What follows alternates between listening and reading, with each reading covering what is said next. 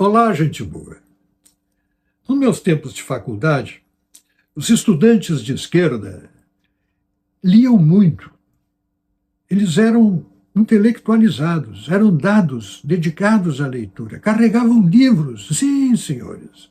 Imagine a cena, estudantes com livros embaixo do braço de filosofia, de política, no curso de arquitetura. E foi na capa desses livros que eles carregavam que eu aprendi, então, o nome de autores marxistas europeus, Foucault, Adorno, Marcuse, Horkheimer, Lukács e por aí. Eles liam os livros desses autores. Já então, anos depois, eu vim a saber quem eram esses autores e sobre o que eles escreviam. Textos difíceis, hein? Textos difíceis. Os meus colegas de faculdade, octogenários, provavelmente a maior parte deles, que era de esquerda, largou esse percurso, largou esse caminho, porque intelectualizados que eram, buscavam o conhecimento. Porque, na verdade, é isso. Conhecer implica curiosidade, necessidade de resolver problemas, interpretação da realidade, que são esforços do intelecto que demandam informação que não vem apenas dos fatos, vem também das ideias que circulam produzindo tais fatos, da origem desses fatos. Mas o intelecto humano trabalha assim. E eu me pergunto como que esses jovens iletrados e como que os seus mestres, que leram esses autores, que estão levando esses autores à prática, que fazem aquilo que esses autores recomendam, como que eles conseguem não saber o que aconteceu como produto das ideias que expõem? Esse é o problema. Como os senhores fazem para não saber? Como seus alunos fazem para não saber? Eu sei. Mas como os senhores doutores fazem para que eles não saibam? Porque no momento em que se descola a ideia daquilo que ela produziu ao longo de décadas na história da humanidade, simplesmente desaparece a natureza completa do conhecimento. Isso é desconhecer. Isso é retornar à ignorância. E isso é profundamente malicioso. Eu acredito que muitos dos meus colegas marxistas abandonaram esse caminho, que eles viram a história acontecer. A história, a literatura está cheia desses arrependidos. E isso me levou à essência dessa realidade. Lendo um pequeno folheto, um ensaio escrito por Marcuse, 3 anos antes da Revolução, da Rebelião de maio de 1968, da Universidade de Paris, estudantes de esquerda, comunistas, que queriam empurrar a história também, eles. 3 anos antes, Marcuse escreveu um livreto chamado Tolerância Repressiva. Tolerância Repressiva. Está disponível, dê uma pesquisada na internet, dá para ler ali.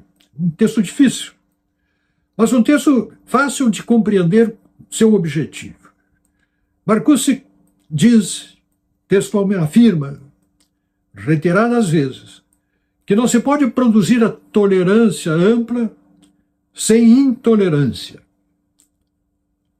Vamos pensando, observa aí. É preciso que certas ideias não circulem, que certas expressões não sejam usadas, que certas coisas não tenham espaço para se manifestar. É preciso ser intolerante para que se construa a tolerância. É preciso ser tolerante, é preciso que haja tolerância para as ideias da esquerda, para as ideias libertadoras, não repressivas, antirrepressivas, que combatam a repressão. É preciso que haja tolerância para essas e intolerância para aquelas que estabeleceram, que controlam e que dominam o status quo, de então, da época em que ele escrevia.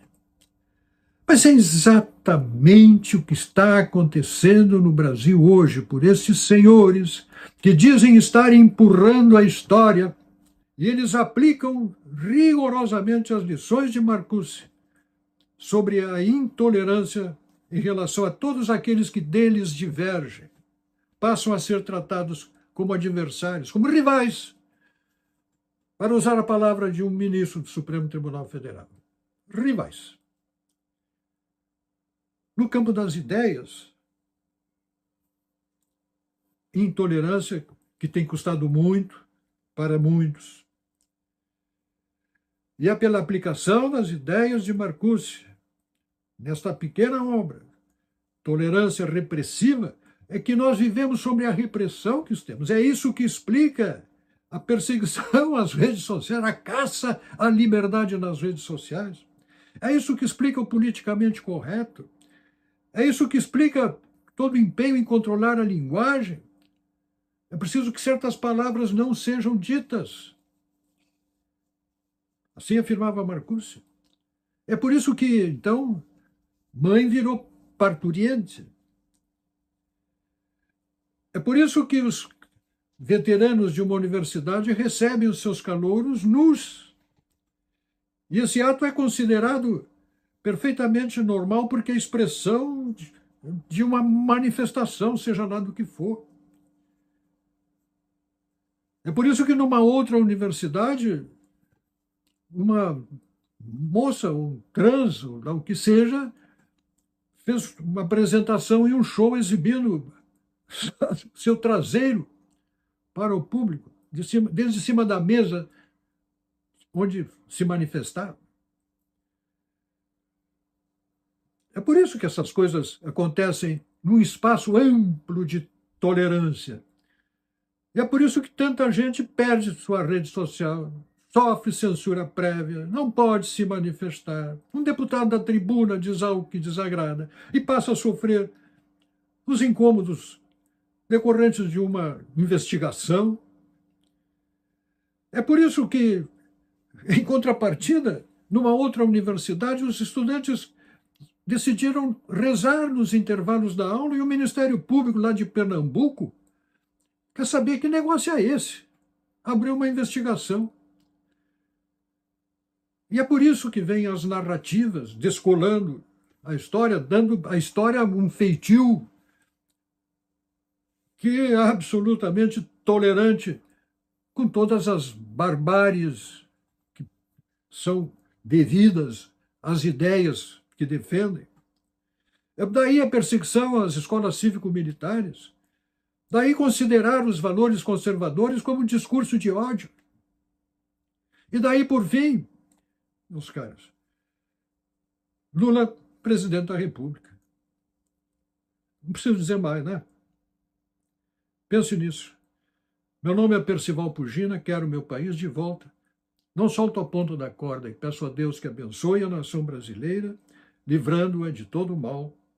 Amém.